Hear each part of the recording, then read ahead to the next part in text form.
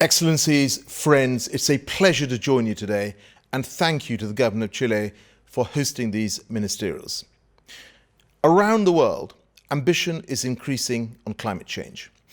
When the UK took on the COP26 presidency, less than 30% of global GDP was covered by net zero targets. That figure is now 70%. And every G7 country now has a short-term emissions reductions target, or NDC, that puts them on a path to net zero. That, of course, is fantastic news, but there is much, much more to be done if we are to make those targets a reality and keep the 1.5 degree goal within reach. And so we need all governments to come forward with net zero targets and nationally determined contributions based on the science to take them there.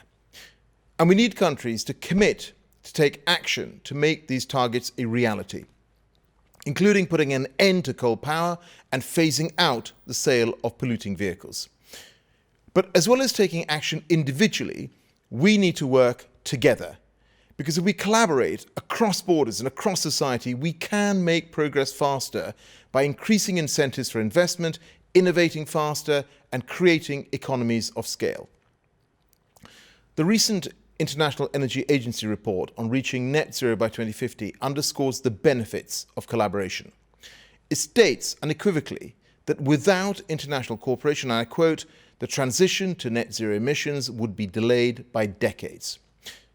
And so, as part of our efforts to put the world on a path to net zero and keep 1.5 degrees alive, the UK COP26 presidency is enhancing international collaboration in critical sectors like power, like transport and land use. We've established the Energy Transition Council to support just clean energy transitions in developing countries, and a rapid response facility to provide countries with immediate technical assistance. And we have announced a Green Grids initiative with India. On clean transport, we've established the COP26 Zero Emission Vehicles Transition Council, bringing together governments representing some of the world's largest car markets to get that transition moving faster. And we are co-hosting the Forest, Agriculture and Commodity Trade Dialogue with Indonesia to protect forests and help farmers make a better living.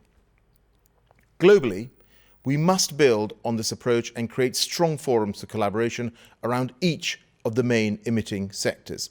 Working together to innovate and create demand and bring new technologies to market must be a major part of those efforts. And here, Mission Innovation and the Climate Energy Ministerial play a vital role. So it is a real pleasure to celebrate the launch of the next phase of Mission Innovation today, and its 3 new missions, which see governments and business come together to make clean hydrogen competitive, to get zero-emission ships sailing across our oceans, and to enable countries to transition to 100% renewable power. The UK is pleased to lead on power and hydrogen together with our partners. And I urge governments and private sector to join each of these new missions, to take action to reach their goals, and to bring forward action plans and new missions at COP26. I'm also pleased that the CEM will play an increased role in developing markets for clean technologies. The UK intends to double its funding for this next phase, and we welcome the launch of the CEM Industrial Decarbonisation Initiative by India and the UK yesterday, which will coordinate public procurement of green steel and cement, using government's purchasing power to create demand in those industries where decarbonisation poses the greatest challenges. Demand that ultimately markets can fill.